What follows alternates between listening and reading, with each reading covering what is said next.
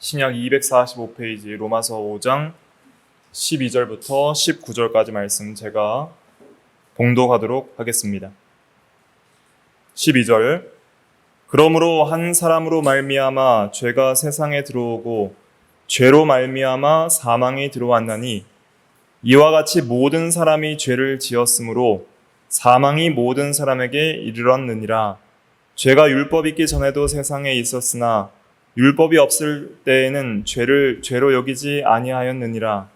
그러나 아담으로부터 모세까지 아담의 범죄와 같은 죄를 짓지 아니한 자들까지도 사망이 왕노릇하였나니 아담은 오실자의 모형이라. 그러나 이 은사는 그 범죄와 같지 아니하니 곧 한 사람의 범죄를 인하여 많은 사람이 죽었음즉 더욱 하나님의 은혜와 또한 한 사람 예수 그리스도의 은혜로 말미암은 선물은 많은 사람에게 넘쳤느니라. 또 이 선물은 범죄한 한 사람으로 말미암은 것과 같지 아니하니 심판은 한 사람으로 말미암아 정죄에 이르렀으나 은사는 많은 범죄로 말미암아 의롭다 하심에 이름이니라. 한 사람의 범죄로 말미암아 사망이 그 한 사람을 통하여 왕노릇하였음즉 더욱 은혜와 의의 선물을 넘치게 받는 자들은 한 분 예수 그리스도를 통하여 생명 안에서 왕노릇하리로다. 그런즉 한 범죄로 많은 사람이 정죄에 이른 것 같이 이 한 의로운 행위로 말미암아 많은 사람이 의롭다 하심을 받아 생명에 이르렀느니라. 한 사람이 순종하지 아니함으로 많은 사람이 죄인 된 것 같이 한 사람이 순종하심으로 많은 사람이 의인 되리라. 아멘. 이 시간 말씀의 제목은 아담과 그리스도입니다. 아담과 그리스도. 로마서 5장 12절부터 21절은 아담과 그리스도를 비교하면서 이 두 대표를 말하고 있습니다. 그래서 우리 성도들에게는 항상 이 두 대표가 있다는 것을 기억을 해야 되고요. 이 두 대표로 말미암아 죄와 사망도 들어오고 의와 생명도 들어옵니다. 그래서 아담으로 말미암아 우리 모든 인류는 죄인이 되었고 사망을 당하게 되었고요. 또 그리스도로 말미암아 모든 성도는 의를 얻고 생명을 얻는 것이죠. 이제 이 원리가 있다는 것을 우리가 잘 기억을 해야 됩니다. 대표 원리를 잘 이해해야 우리의 죄도 이해할 수 있고요. 또 우리의 구원도 잘 이해할 수 있습니다. 먼저 12절이 중요한 요절 중에 하나인데 12절을 같이 한번 읽어보겠습니다. 시작. 그러므로 한 사람으로 말미암아 죄가 세상에 들어오고 죄로 말미암아 사망이 들어왔나니 이와 같이 모든 사람이 죄를 지었으므로 사망이 모든 사람에게 이르렀느니라. 여기 보니까 한 사람으로 말미암아 그랬는데 이 한 사람은 누구냐면 아담을 가리킵니다. 14절부터 보면 아담을 말하고 있죠. 그래서 한 사람은 아담을 가리키고 그 한 사람으로 말미암아 죄가 세상에 들어오고 죄로 말미암아 사망이 들어왔다 그랬습니다. 우리는 그 인생의 궁극적인 질문에 대한 그 답을 생각을 해야 됩니다. 질문도 생각을 하고 항상 궁극적인 것들에 대한 질문과 답을 많이 생각하는 것이 참 지혜입니다.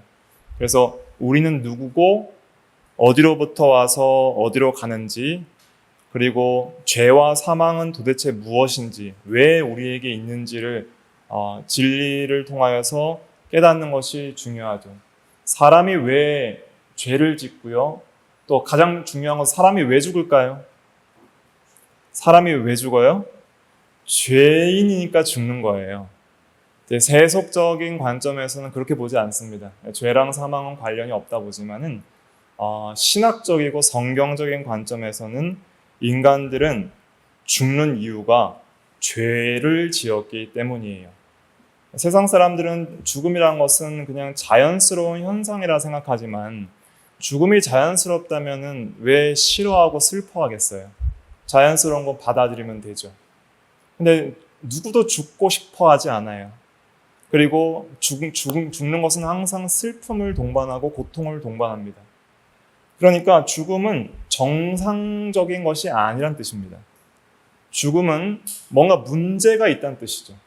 여러분들이 잘 건강하게 생활하다가 갑자기 의사에게 말기암 진단을 받았어요. 그러면은 믿기지도 않을 뿐더러 어떻게 이런 일이 내게 있을까 받아들이기 힘들죠. 그런 것처럼 우리가 죽음을 받아들인다는 것은 그냥 자연스럽고 정상적이니까 어차피 그렇게 되는 거니까 그냥 인정하자 할 수준은 아니라는 거예요. 그래서 우리가 죽음이 왜 왔는지를 이해하는 것이 굉장히 중요합니다. 그리고 구원이라는 것은 결국 이 죽음을 완전히 이기는 거예요. 그래서 예수 그리스도를 통해서 주시는 구원의 본질은 사망을 완전히 이겨버리고 깨뜨려버리고 그것을 정복하는 데 있는 것입니다. 그냥 사소한데 이 세상에서 뭐 복 받고 잘 먹고 잘 사는 데 있는 게 아니에요. 그냥 단순히 그냥 좋은 데 가는 데 있는 것이 아니라 이 사망이라는 이 존재를 어떻게 그리스도 안에서 해결하는지를 잘 이해하는 것이 이 복음의 진리를 잘 이해하는 것 중에 하나이다라는 것이죠. 예수를 왜 믿어야 됩니까? 죄와 사망에서 구원받기 위해서 우리가 믿잖아요. 구원자를 믿잖아요. 그러면 우리에게 있는 현실인 죄와 사망이 도대체 어떤 의미인지를 바로 이해하는 게 중요하죠. 내가 병에 걸렸다면 내 병의 정체가 무엇인지 정확하게 진단받는 게 중요하잖아요. 그런 것처럼 내가 예수를 믿어서 죄와 이 사망이라는 것으로부터 구원을 받으려면 나에게 현실이고 실제인 이 죄와 사망이 도대체 어떻게 우리에게 왔고 우리에게 어떤 영향을 끼치는지 잘 이해하는 것이 굉장히 중요한 것입니다. 그래야지 우리가 고칠 수 있을 거 아니에요. 그것을 이제 성경이 잘 우리에게 전달해 주는데 그 아담 한 사람으로 말미암아 죄는 들어왔다 말하고 있습니다. 우리가 있기도 전에 아담 한 사람으로부터 인류의 죄가 들어왔다라고 성경은 말하고 있어요. 아담은 도대체 누구인가? 라는 것이죠. 아담은 누구인가? 아담은 최초의 사람입니다. 모든 사람은 그 조상을 거슬러 올라가면 최초의 사람이 있겠죠. 원숭이가 사람이 되겠어요? 원숭이가 사람이 될 수 없습니다. 진화론도 믿음의 영역이고 DNA가 차이가 있기 때문에 절대 사람이 될 수도 없고 만약에 원숭이가 사람이 될 수 있다면은 원숭이와 사람의 중간 단계의 생물들이 훨씬 이 세상에 확률적으로 많이 존재해야 돼요. 그리고 그 한 원숭이에서 사람으로 뛰어넘으려면 그 중간 단계의 여러 화석들이 엄청나게 많이 발견되어야 되는데 그런 증거가 하나도 없습니다. 원숭이 중에서도 여러 형태의 원숭이, 개들 중에서도 여러 형태의 개들을 이제 개들로 이렇게 바뀌고 사람도 황인, 백인, 흑인이 있는 것처럼 이 종 안에서의 다양성을 소진화라고 종에서 종을 뛰어넘는 걸 대진화라고 하는데 무신론자들과 진화론자들 사이에서도 과학이 발달되면 발달될수록 대진화의 증거는 없다는 게 확실하게 되는 거예요. 그러니까 진화론도 믿음의 영역이고 무신론도 믿음의 영역이고 창조도 믿음의 영역입니다. 무엇이 옳은지는 참된 믿음을 가지고 진리를 믿을 때 분별이 되는 것이죠. 아무튼 사람은 하나님께서 지으신 피조물입니다. 하나님께서 첫사람 아담을 창조할 때에 다른 동물과 다르게 하나님의 형상대로 창조했는데 그 하나님의 형상의 특징 중에 하나는 무엇이냐면 도덕적인 피조물로 창조했다는 거예요. 그래서 다른 동물과는 다르게 하나님께서 인간에게는 너는 내 앞에 거룩하게 행하고 나의 법대로 순종하면서 살아라 이렇게 명령해 주셨어요. 그런데 특별히 이 첫사람 아담은 인류의 조상이에요. 그러니까 아담이 대표예요. 대표라서 아담이 행한 행위는 인류 전체에게 영향을 미칠 수밖에 없습니다. 그래서 하나님께서 아담을 창조하시고 어떤 명령을 주셨냐면은 에덴 동산이라는 곳에 아담을 세우시고 동산 나무의 모든 실과는 네가 임의로 먹되 자유롭게 먹어라 이런 뜻입니다. 자유롭게 먹되 동산 중앙에 있는 선악을 알게 하는 나무의 열매는 절대로 먹지 말라. 먹는 날에는 내가 반드시 뭐하리라? 반드시 죽으리라 그랬어요. 죽으리라. 그것은 무엇이냐면은 이걸 안 먹으면 영원히 살리라 이런 뜻이고요. 그리고 먹으면 죽으리라 이런 뜻입니다. 선악을 알게 하는 나무는 모든 아담이 지켜야 할 하나님의 도덕적인 법을 예표하는 거예요. 그래서 사람들이 생각하죠. 선악과를 안 만들어서 안 따먹었으면 아담이 죄를 안 지었을 텐데 왜 따먹게 하셨는가 이렇게 생각하지만 선악과를 만들든지 안 만들든지 아담이 죄를 지을 수 있어요, 없어요? 죄를 지을 수 있다. 선악과가 없어도 죄를 지을 수 있다. 이걸 생각하셔야 되고요.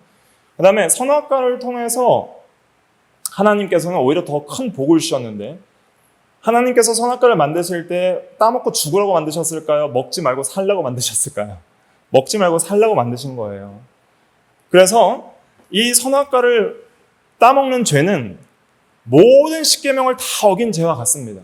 제가 여러 번 다른 교리 시간에 설명드렸는데, 선악과를 따먹는 것은 선악과를 하나님보다 더 사랑한 우상 숭배의 죄고요. 하나님께서 탐내지 말라는 남을 탐냈으니까 탐심의 죄고, 그 다음에 아버지와 같은 창조주 하나님을 공경하지 않았으니까 5계명 어긴 거고, 그 다음에 자신과 다른 후손들을 다 죽였으니까 6계명 살인죄 어긴 거고, 영적인 간음죄니까 7계명 어긴 거고, 하나님의 것을 도둑질했으니까 8계명 어긴 거고, 하나님의 진리보다 마귀의 거짓말을 더 믿었으니까 9계명 어긴 거고, 10계명 전체를 어긴 거예요. 하나님 나라의 안식을 파괴했으니까 4계명 어긴 겁니다. 하나님의 말씀과 하나님의 이름을 걸고 약속한 언약을 어겼으니까 3계명 하나님의 이름을 망령되게 일컫는다는 것은 하나님의 말씀도 함부로 한다는 의미거든요. 그러니까 3계명도 어긴 거예요. 1계명부터 10계명 다 어긴 겁니다. 그래서 선악과를 볼 때마다 하나님께서 아담에게 계명이 생각나게 하고, 나는 하나님 앞에 도덕적인 피조물이기 때문에 나는 다른 피조물과는 달리 하나님 앞에서 법대로 순종하며 살아야 하는 존재다 하는 것을 알게 하시려고 선악과를 주신 거예요. 근데 아담이 그 선악과를 먹은 것은 단순히 과일 하나를 먹은 게 아닙니다. 하나님의 도덕법 전체를 어긴 거예요. 하나님의 법을 어긴 것입니다. 그 법을 아담이 한 사람이 어겼어요. 아담의 그 첫 범죄는 모든 인류에게 영향을 미치게 되었습니다. 그래서 12절에 보니까 그러므로 한 사람으로 말미암아 죄가 세상에 들어오고 죄로 말미암아 사망이 들어왔나니 이와 같이 모든 사람이 죄를 지었으므로, 이 구절이 굉장히 중요한 구절인데 모든 사람이 죄를 지었다라고 말하고 있습니다. 아담 한 사람이 죄를 지었는데 모든 사람이 죄를 지은 것으로 하나님께서 간주하시겠다는 거예요. 왜냐하면 아담은 모든 인류의 대표이기 때문입니다. 이것이 여러분들에게 믿어지시고 납득이 가십니까?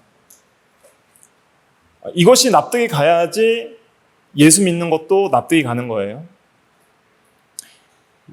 어떤 사람들은 아담이 지은 죄가 왜 우리의 죄가 됩니까? 도저히 이해할 수가 없습니다. 이렇게 말하는데 안 좋은 거니까 이해가 안 되는 거예요. 안 좋은 거니까.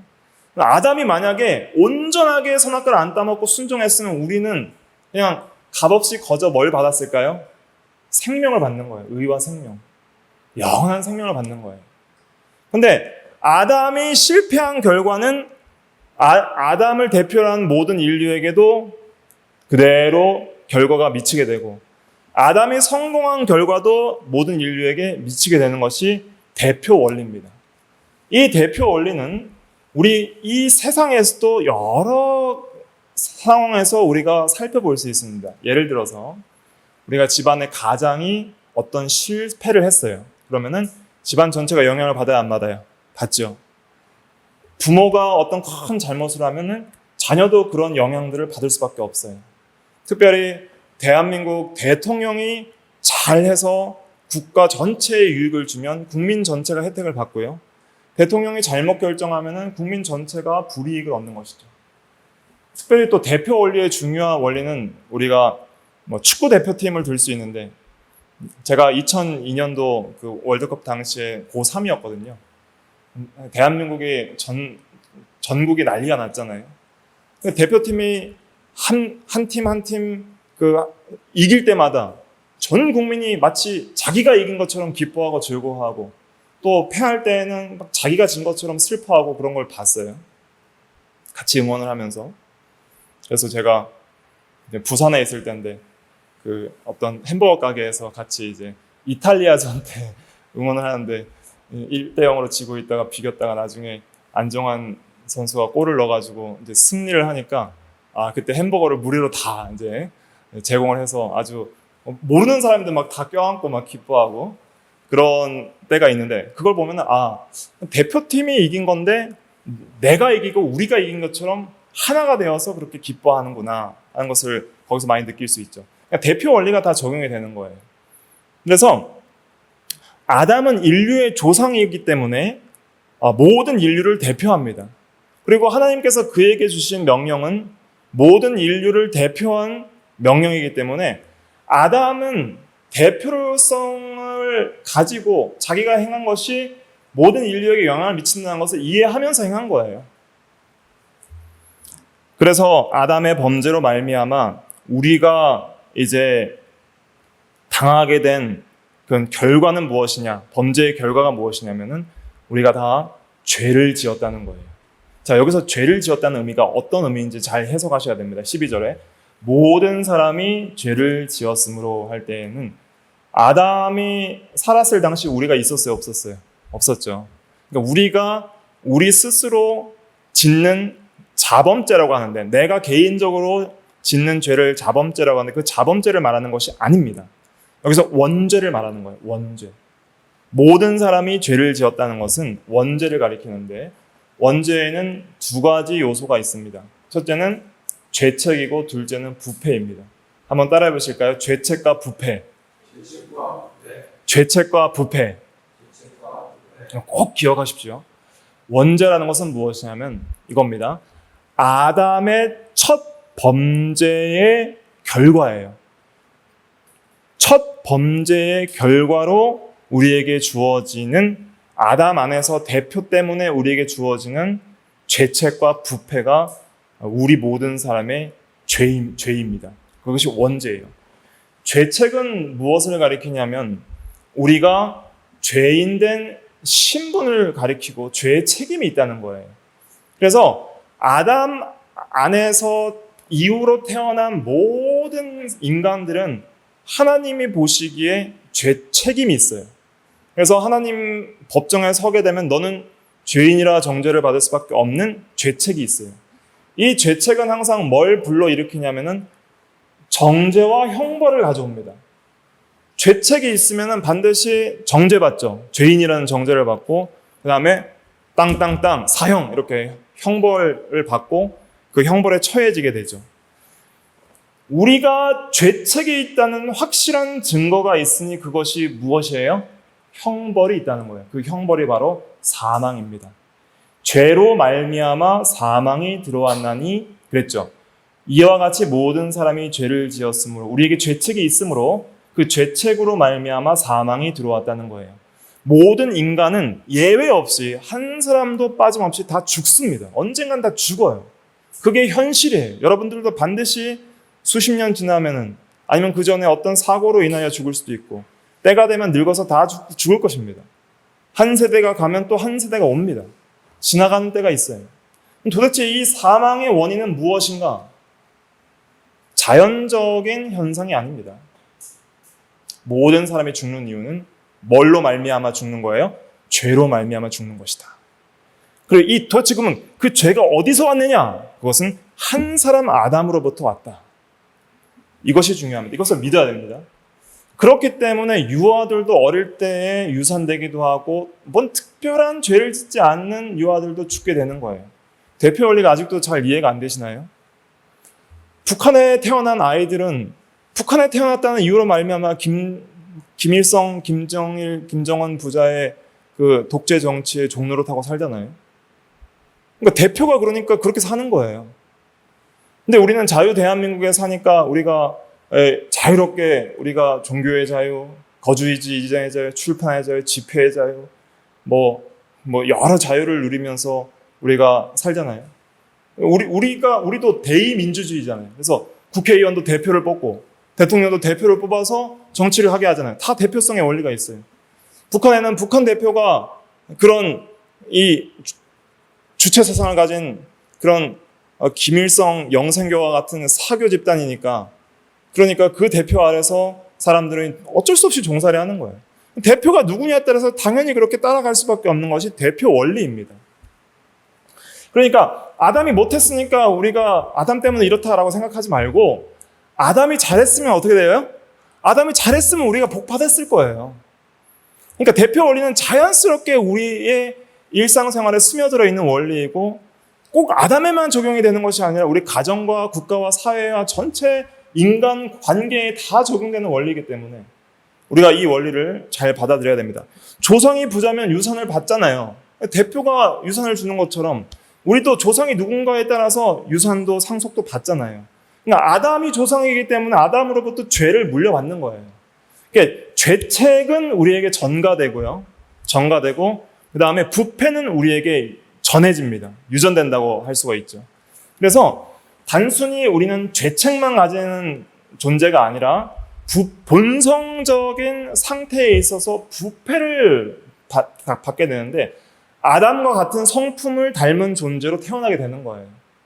그래서 전적으로 부패하여서 이제는 하나님도 모르고 하나님을 사랑하지도 않고, 그 다음에 하나님의 법을 사랑하지도 않고 하나님의 법을 절대로 순종할 수 없는 그런 상태가 부패한 상태입니다. 한번 따라해 보실까요? 전적 부패. 전적 부패라는 말은 뭐냐면 온 성품의 부패다. 소유리 문답에서는 그렇게 말하고 있는데, 우리 전 범위가 부패했다는 거예요. 그 말의 핵심은 뭐냐면 죄밖에 지을 수 없는 본성적 상태다, 이런 뜻입니다. 사람은 하나님 앞에서 말하는 겁니다. 인간관계에 있어서 어느 정도 시민적인 의, 준법 정신, 좀 더 선한 행실들은 할 수 있지만은 하나님 앞에서 마음으로부터 모든 행실로서 온전한 순종을 할 수 없는 상태를 가리키는 거예요. 그것이 인간 상태입니다. 그래서 모든 사람이 죄를 지었음으로 할 때에는 이 죄책과 부패를 다 말하고 있는 거예요. 아담 한 사람으로 말미암아 우리는 죄책을 가지게 되고 우리에게 사망이 들어왔다. 그리고 부패를 가지기 때문에 우리는 이제 사망의 종노릇하고 죄가 왕노릇하는 그런 상태이다. 그 죄가 왕노릇하는 것은 이제 21절에 설명하고 6장에서 자세하게 설명을 하는데요. 21절 한번 읽어볼까요? 21절 시작. 이는 죄가 사망 안에서 왕노릇한 것 같이 은혜도 또한 의로 말미암아 왕노릇하여 우리 주 예수 그리스도로 말미암아 영생에 이르게 하려 함이라. 네. 그래서 사람은 태어나면서부터 부패한 상태로 태어납니다. 도덕 시간에 성선설, 성악설, 성무성악설 이런 이제 인간 본성에 대한 그런 철학적인 관점들을 배우셨을 텐데 그건 전부 성경적이지 않습니다. 성악설도 아니고 성선설도 아니고 성무성악설도 아니고 바른 성경적 교리는 무엇이냐면 하나님께서 선하게 창조하셨는데 그 창조한 선한 상태에서 어떻게 됐다는 거예요? 타락했다는 거예요. 그것이 인간의 상태입니다. 선하게 창조된 인간이 아담 한 사람으로 말미암아 전부 타락하여서 원죄와 죄책과 부패를 가지게 되었다. 이것이 성경적인 인간관이고 우리의 영적 질병에 대한 바른 성경적 진단입니다. 이 진단을 가져야지 치료를 받을 수가 있어요. 그러면 예수님께서 하시는 일은 무엇이냐면 완전히 반대로 바꿔버리는 일을 하시는 거예요. 그러니까 예수님은 이 세상에 오실 때 그냥 홀로 오신 것이 아니라 대표로 오십니다. 대표로 오셔서 특별히 택자 대표, 성도 대표로 오셔서 우리의 죄책을 제거하십니다.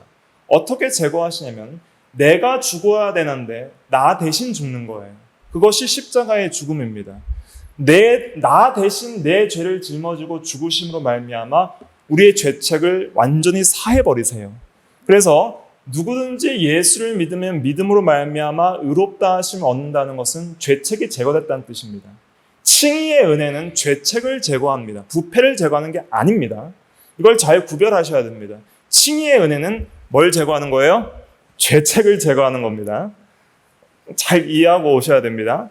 그래서 18절, 19절 한번 읽어볼까요? 18절, 19절 시작. 그런즉 한 범죄로 많은 사람이 정죄에 이른 것 같이 한 의로운 행위로 말미암아 많은 사람이 의롭다 하심을 받아 생명에 이르렀느니라.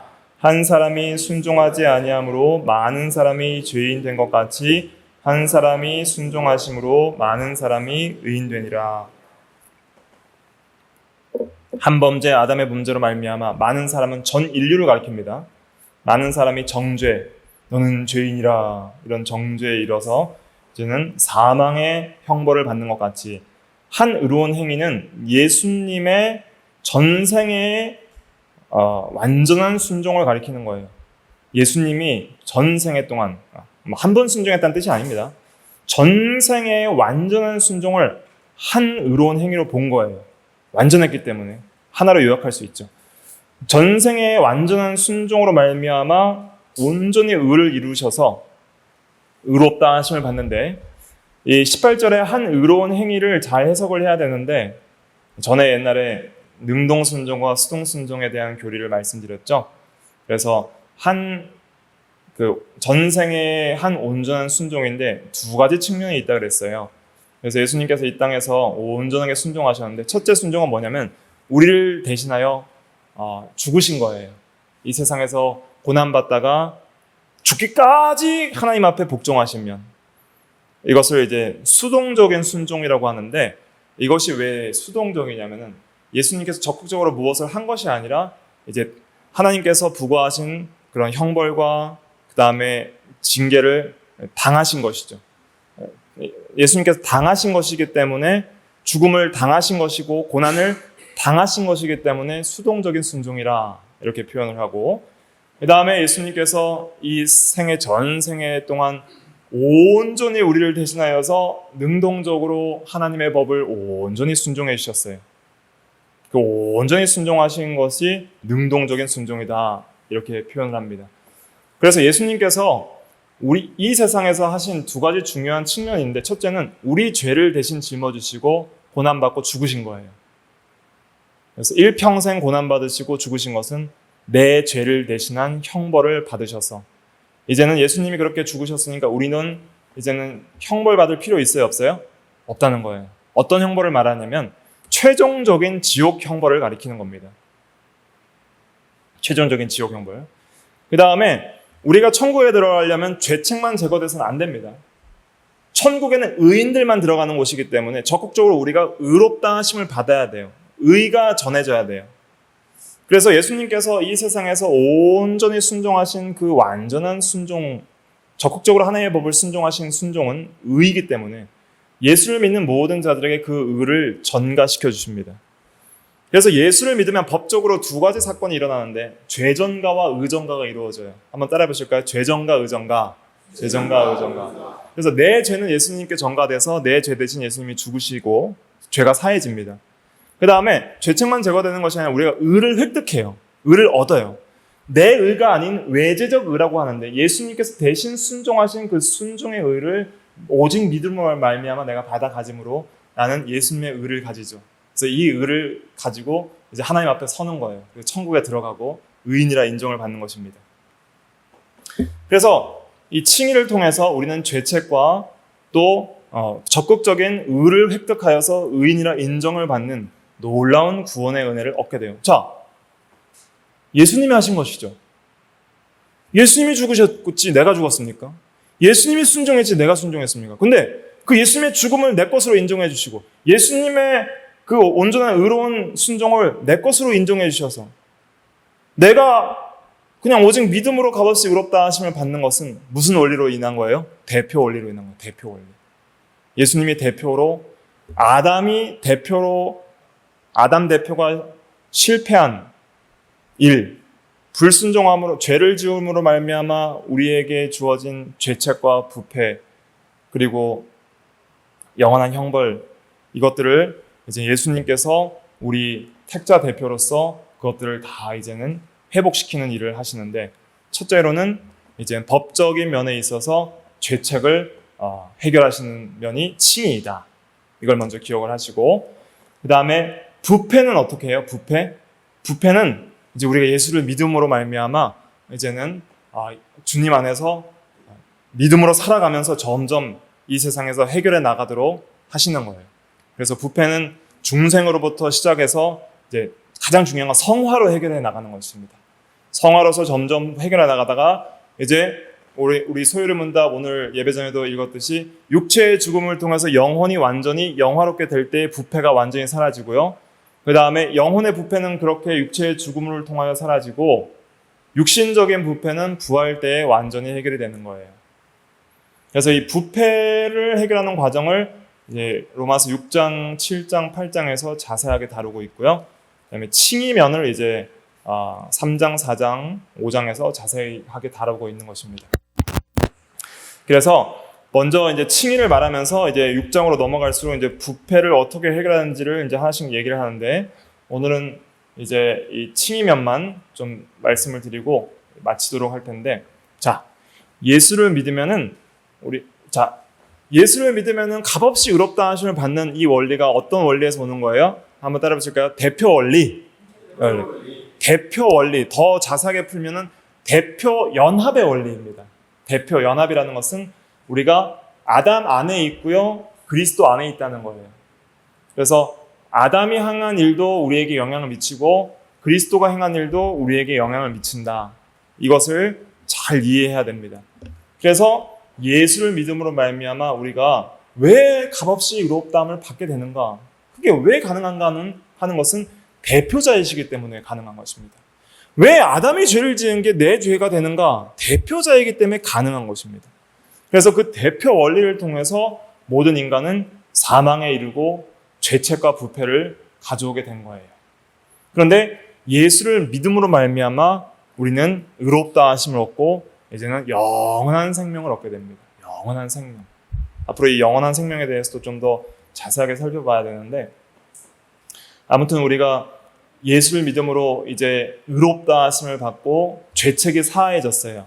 자, 여기서 기억하셔야 될 건 뭐냐면 죄책이 사해졌다는 것은 어떤 형벌을 안 받는다는 거예요? 최종적인 형벌을 안 받는다는 뜻입니다. 마지막 심판 때의 지옥 형벌을 안 받는다는 뜻이에요.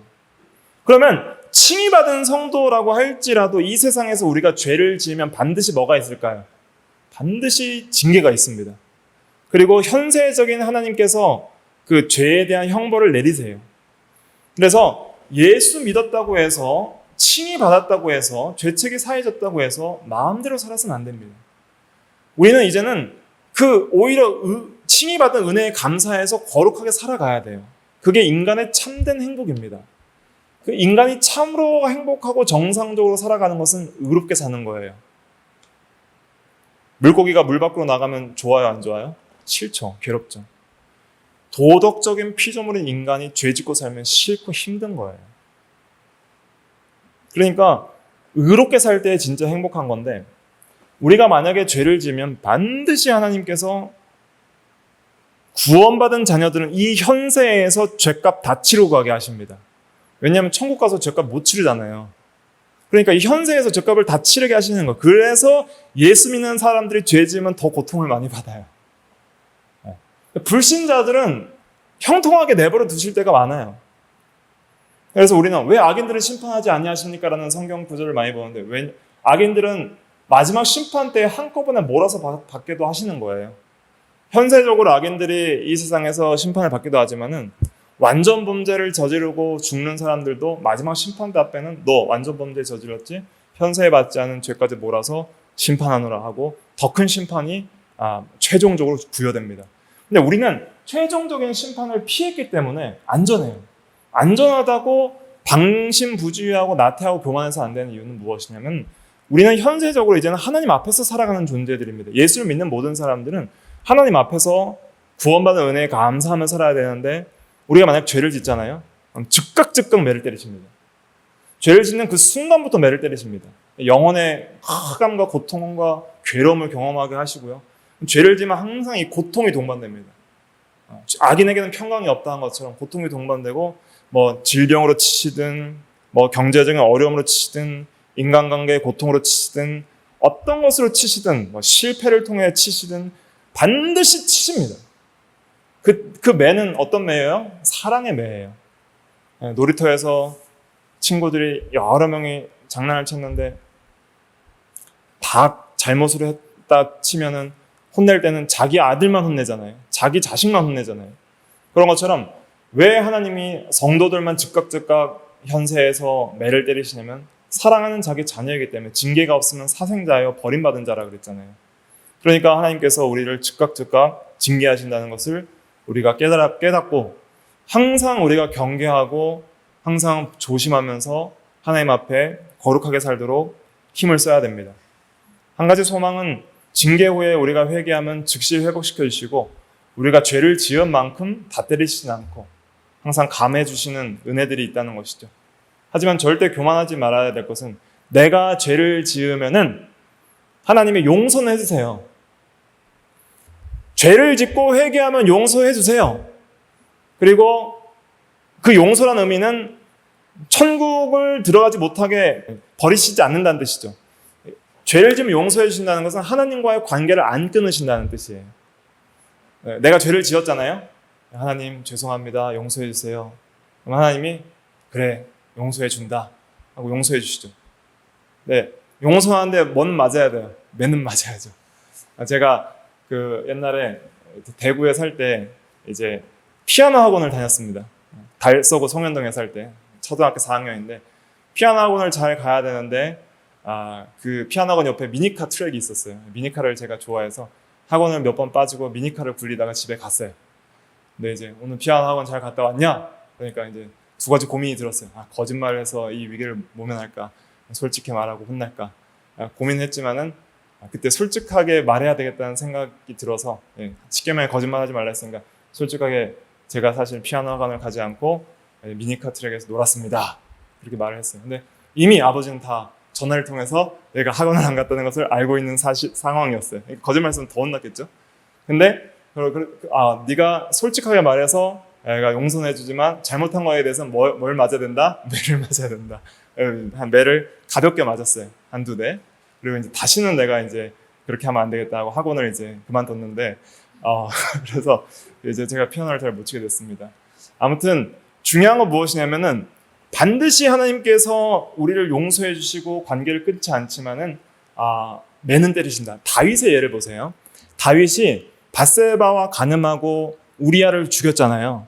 그래서 회개 눈물을 흘릴 때 하나님이 용서해 주셨지만은 내 집안에 칼이 떠나지 않을 것이다 하면서 이제 백주 대낮에 후궁 10명이 압살롬과 동침하는 사례가 일어나고 그 다음에 여러 징계들을 그 다윗이 받게 되는데 압살롬을 피해서 이제 피난을 가야 되는 그러한 그 징계도 받고 그래서 아담이 인생 동안 징계를 엄청나게 받았어요. 큰 죄를 지어서.